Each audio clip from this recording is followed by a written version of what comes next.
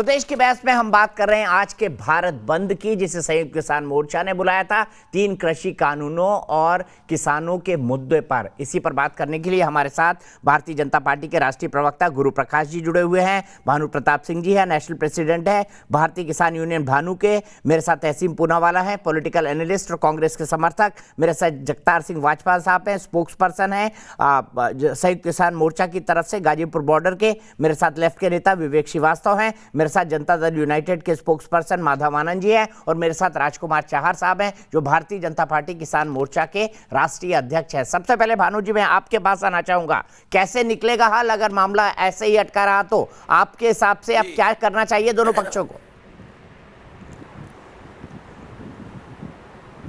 ऐसा है, नंबर 1 बात तो ये है, पहली बात मेरी ये है कि आज जो तथाकथित किसान नेता संयुक्त मोर्चा बनाकर और जो आज भारत बंद की घोषणा की, उससे किसानों का क्या फायदा होने वाला था? क्या फायदा था किसानों का भारत बंद से? क्या किसानों के 3 बिल वापस हो गए, या किसानों की एमएसपी बन गई, या किसानों का कर्ज माफ हो गया, या किसानों के लिए किसान आयोग का गठन हो गया? कौन सी मांग पूरी हो गई आज के किसान भारत बंद से? केवल आम जनता को परेशानी। ऐसे भारत बंद कहीं नहीं हो पाया। काम कर रही है तो क्या किसानों को आंदोलन नहीं करना चाहिए? फायदा क्या होता है? चुपचाप सुनिए, नहीं करे किसान, चुपचाप सुनिए, होश से। आपने नहीं करे टिकैत साहब के साथ मिलकर आंदोलन? अरे आंदोलन करा, किसान आंदोलन करेगा, भारत बंद करेगा, तो आपने भी करेगा ना, लूट करेगा, आप भी लड़े सरकार से, करेगा। आपका अपना ट्रैक रिकॉर्ड है। कांग्रेस के फंडिंग से चल रहा है, कांग्रेस के फंडिंग से। कौन किस किसान ने किसको लूट लिया? सरकार लूट पे उतरी है तो किसान सड़क पे नहीं उतरेगा, किसान के समर्थक में नागरिक नहीं उतरे, बैठ के तमाशा देखते रहे। मेरी बात सुनिए, पहले मेरी बात आप इतने पुराने किसान नेता हैं, आपको तो किसानों के साथ खड़ा होना चाहिए भानु साहब। अरे किसान नेता क्या हम किसानों के साथ खड़े, लेकिन लुटेरों के साथ और जो आतंकवाद फैला रहे। आपने टिकैत साहब के साथ मिलकर के बड़े आंदोलन करेगी नहीं करे? अच्छा भानु जी आगे चलते हैं विवेक श्रीवास्तव जी, एक मिनट रुक जाइए। विवेक श्रीवास्तव जी एक मिनट रुक जाइए। बाजवा जी किसानों को क्या हासिल हुआ ये कह रहे हैं भानु जी। बाजवा जी आप क्या कहेंगे, किसानों को क्या हासिल हुआ आज के भारत बंद से? भाजपा हो जब भाजपा। मैं दीपक जी आपसे कहना चाहूंगा, किसानों का क्या हासिल हुआ? मैं जवाब देना चाहता हूं भानु जी का, दूसरी बात, और एक चाहर साहब की बात का भी मैं भानु जी से ये पूछना चाहता हूँ। दूसरी बात, आज के बंद से क्या हासिल हुआ? ये हम बताएंगे। वो चीला बॉर्डर पर बैठे थे आज के इस किसान आंदोलन को लेकर के, और बहुत दिनों तक चीला बॉर्डर पर बैठे रहे। वो जब लौट के गए तो क्या हासिल करके गए? जब अपने हमारे देश के रक्षा मंत्री से मिलकर के चले गए तो इनको क्या क्या हासिल हुआ था, जरा उसका भी खुलासा करने दो। बात करने दो। आए क्या लेने थे बॉर्डर पे और गए क्या लेकर के ये लोग? बात करने दो। ये भानु प्रताप जी, आप चीला बॉर्डर पर क्या लेने आए थे और क्या लेकर के गए ये बताइए आप।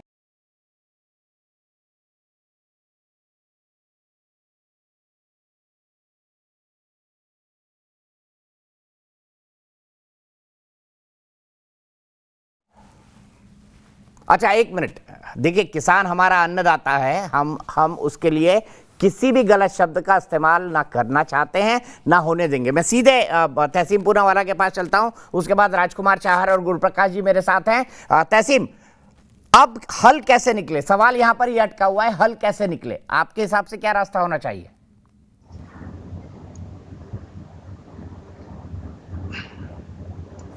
सरकार तीनों काले कानून वापस ले ले और किसानों के साथ बैठे। ये तीनों काले कानून जिस तरह राज्यसभा में पास हुए थे, दीपक जी आप जानते हो, वॉइस वोट में, और जो कांग्रेस के मेंबर्स ऑफ पार्लियामेंट है, बार बार इन्होंने मांगा डिवीजन ऑफ वोट, ये नहीं दिया गया उनको, इस तरह से कानून पास हुए। सुप्रीम कोर्ट ने इस पर स्टे लगाया है, ये सिर्फ वापस ले और फिर किसानों के साथ बैठे। दूसरी बात, जो इलेक्ट्रिसिटी बिल रेगुलेशन सरकार लाने की कोशिश कर रही है, जिससे मैं देश की जनता को बताना चाहता हूँ कि जितने भी हमारे डिस्कॉम्स है ये सारे प्राइवेट निजी सेक्टर में चले जाएंगे और आपके बिजली के दाम 15 और 20 रुपया प्रति यूनिट हो जाएगा। इससे हमें बेचना है और देश को बचाना है। सरकार की ये जो मानसिकता है ये देश के खिलाफ है और बार बार किसानों को नक्सली, मवाली, आपके शो पे आतंकवादी कहा जा रहा है। सरकार ये कहना नहीं, हम उन शब्दों का समर्थन नहीं करते, पुरजोर खंडन करते हैं। तहसील पुरजोर खंडन करते हैं हम ऐसे शब्दों का इस्तेमाल भी नहीं करना चाहते चैनल पर अन्नदाता के लिए। मैं सीधे माधव आनंद के पास चलूंगा, उसके बाद गुरु प्रकाश जी और राजकुमार चार जी कंक्लूड करेंगे। मैं माधव जी आपसे जानना चाहता हूं, क्या तहसीन जो सुझा रहे हैं वो हल है? क्या 3 कृषि कानून जिसके एक पक्ष में समर्थन में भी लोग हैं, जिसके विरोध में भी लोग हैं, समर्थन में ज्यादा है ऐसा सरकार का दावा है, वापस लिए जाने चाहिए? मुझे नहीं लगता है कि वापस लेने की आवश्यकता है। खुले दिल से बैठने की आवश्यकता है और सरकार जो है कृत संकल्पित है किसानों की आय दुगनी हो इसके लिए। और जो कानून बनाए जाते हैं दीपक जी, चाहे किसी की भी सरकार हो, चाहे एनडीए की सरकार हो या पूर्व की सरकारें हैं, जनहित में फैसला लेती है, कोई अपने हित में फैसला नहीं लेती है। ये सब लोगों को समझने की आवश्यकता है। जनहित में लिया गया फैसला है, किसानों के हित में लिया गया फैसला है। अगर उस कानून में कुछ कमियां हैं तो उस कमियों को दूर करने की आवश्यकता है। सीधा काला कानून कह देना, मुझे लगता है कि कैसे कैसे शब्द लोग यूज करते हैं विपक्ष की पार्टियां। काला कानून का अर्थ होता है कि उस कानून में कुछ भी अच्छा या है ही नहीं, इसका ये अर्थ हुआ। लेकिन उसमें कानून में बहुत सारे अच्छे पहलू भी हैं। जो कंसर्न है, जो एप्रीहेंशन है किसानों को, उसको दूर करने की आवश्यकता है। खुले दिल से बैठे, बातचीत का रास्ता जो है सो निकाले। निश्चित रूप से किसान भाइयों का मांग पूरा होगा और सरकार जो है कृत संकल्पित है कि किसानों की आय दुगनी भारतवर्ष में हो। ठीक है, कृत संकल्पित है। बाजवा जी, आपको लगता है किसानों की आय दोगुनी हो जाएगी? आप कह रहे हैं कि काले कानून वापस लेने चाहिए। अब हम पुराने शब्दों पर ना जाएं, उन शब्दों का मैं खंडन कर चुका हूं। मैं कह चुका हूं कि हम इन शब्दों का समर्थन नहीं करते। बाजवा जी आपका पक्ष, फिर गुरु प्रकाश जी और राजकुमार चार जी और विवेक श्रीवास्तव जी। साहब, मैं ये कहना चाहता हूं, अगर सरकार बड़े मन से सोचे कि इन कानूनों को वापस ले ले और फिर किसानों के साथ बैठे तो क्या परेशानी है? किसान देश के ही तो हैं या किसान बाहर के हैं? और जो बात कह रहे हैं ये कि जनहित में सब कुछ होता है, तो इस सरकार की 2-3 योजना है जनहित में कि बंद कर दो, बेच दो, जुमला बोलो और जो पूछे उसे जेल में डालो। ये जो स्मैक पकड़ी गई है अडानी के पोर्ट से निजीकरण के नाम पर वो भी जनहित में ही लिया होगा फैसला, ना तो कोई मीडिया दिखा रहा है उसको। क्यों व्यक्तिगत आरोप लगाए सर? आप सियासी लोग तो है नहीं तो ये कैसे लगाते? मैं कह रहा हूँ बड़ा मन करे ना, बड़ा मन करे हैं सरकार, बड़ा मन कर रहा है। जो आरोप लगा रहा था उसको भी बोल दिया, उनको भी हटा दिया, किसानों के साथ बैठ ले। ठीक है, धीरज शर्मा गाजियाबाद से मेरे एक दर्शक जुड़ गए हैं। फिर गुरु प्रकाश, विवेक जी का एक छोटा कमेंट, गुरु प्रकाश जी का और राजकुमार शाह जी का। धीरज, क्या कहेंगे इस आंदोलन के बारे में? दीपक जी, मेरी आवाज आ रही है? जी, मैं आपसे एक चीज पूछना चाहता हूं कि ये बातचीत करेंगे नहीं, भारत बंद करेंगे, आम आदमी को गाड़ी में बंद करेंगे। आज ये लोग जो मोदी सरकार को किसान विरोधी कह रहे हैं, जिन्होंने भट्टा पार्सल एवं टप्पल के किसानों को गोलियों से भूना, आज वो किसान हितैषी कैसे हो गए? इस देश का प्रधानमंत्री नरेंद्र मोदी। विवेक श्रीवास्तव जी जवाब दीजिए। विवेक श्रीवास्तव जी जवाब दीजिए, क्विक, 30 सेकेंड। सुनिए, पहली चीज तो भट्टा पारसौल के बाद किसानों को मुआवजा मिला है। वहां पे आप जाइए, भट्टा पारसौल के दुष्यंत नागर मेरे दोस्त हैं, किसान नेता हैं, कांग्रेस से हैं, टीवी पे भी आते हैं। तो भट्टा पारसौल की तरह पहले गहराई में जाइए। दूसरी बात साहब, मैं गुरु प्रकाश जी को एड्रेस करना चाहूंगा। सर मुझे 30 सेकंड दें, फिर आप उत्तर दीजिएगा। पहली चीज, पूरे देश के अंदर आप अमेरिका का मॉडल नहीं अप्लाई कर सकते। वहां अगर रेलवे प्राइवेटाइज्ड है और प्राइवेट प्लेयर्स हैं, उस देश की इकोनॉमी, लोगों की परचेजिंग पावर अलग है। यह एक गरीब देश है, यहां आप रेल को प्राइवेटाइज कर रहे हैं। वहां पे अगर ओपन मार्केट में अनाज बिक रहा है, आप यहां नहीं बेच सकते। यहां गरीब मजदूर किसान बैठे हैं। ये मेट्रो स्टेशन के नीचे आप जाइए, गरीब भीख मांगते मिलेंगे, इनको भी सरवाइव करना है।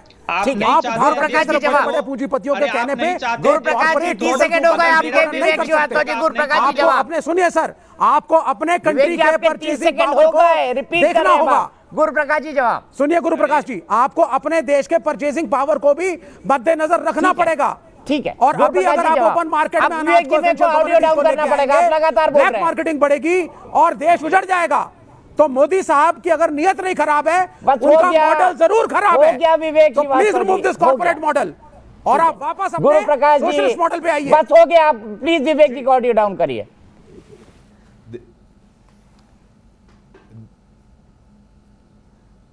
देखिए दीपक जी, ऐसा है, विवेक जी का आंकड़ों पे भरोसा नहीं है, देश की जनता पे भरोसा नहीं है। ये रटे रटाए आते हैं और कुछ भी बोल के चले जाते हैं। इनकी बातों में ना तो कोई तर्क है, ना कोई तथ्य है और ना कोई तत्व है। मैंने बोला कृषि बजट का आकार क्या था 2013-14 में, 23,000 करोड़। अभी कितना है? 1.25 लाख करोड़। इनको सुनना नहीं है। छोटे किसानों की चिंता के लिए किसान सम्मान निधि दिया गया, इनको सुनना नहीं है। फसल बीमा योजना के लिए 95,000 करोड़ रुपए दिया गया, इनको सुनना नहीं है। कितना बढ़ गया, महंगाई के आंकड़े भी साथ में दीजिए। आजकल किसका प्रतिनिधित्व करते हैं? बड़े किसानों का, जमींदार किसानों का, अड़हतिया किसानों का, दलाल किसानों का, जमींदार किसानों का।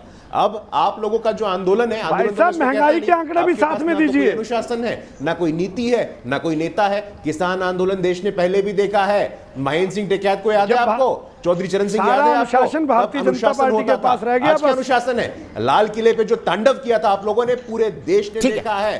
ठीक है, राजकुमार चार जी के पास चलता हूं। कंक्लूडिंग कमेंट राजकुमार चार जी, कैसे निकलेगा हाल बताइए, कैसे निकलेगा हाल बताइए, सिर्फ राजकुमार चार जी की आवाज। दीपक जी, बस मैं इतना कहना चाहूंगा कि बहुत सोच समझकर, बड़े लंबे समय के बाद और लंबे प्रयास के बाद ये 3 कृषि विधेयक लाए गए हैं जो किसानों के जीवन में खुशहाली लाएंगे और सकारात्मक बदलाव लाएंगे। विपक्षियों को जो हल्ला करना है करें, वो भारतीय जनता पार्टी की वैचारिक विरोधी हैं, वो मानेंगे नहीं। और माननीय नरेंद्र मोदी जी की लोकप्रियता से वो घबराए हुए हैं, हताश हैं और निराश हैं। तो इसलिए ये 3 कृषि विधेयक तो हमेशा रहेंगे, ये कभी हटने वाले नहीं है, क्योंकि लाए गए हैं किसानों के हित के लिए। इसमें आज तक ये कुछ बता नहीं पाए, कोई इसमें गलत है नहीं। किसान के लिए मोदी जी लगातार काम कर रहे हैं और आने वाले समय में जो भी किसान संगठन देंगे और भी करना है तो वो भी मोदी जी ही करेंगे। इनकी तो कोई हैसियत और औकात नहीं है कि ये इस पर कुछ कह सकें। ठीक है, मैं यहीं पर रुकूंगा। अफसोस नसीब, मेरे पास वक्त इतना ही है, मुझे यहाँ रुकना पड़ेगा, ब्रेक लेना है। क्या किसान और सरकार के बीच को क्या किसान और केंद्र को बातचीत के रास्ते पर आना चाहिए? हाँ कहना है 95% लोगों का। फिलहाल एक ब्रेक, लेकिन न्यूज नेशन पर खबरों का सिलसिला लगातार जारी है।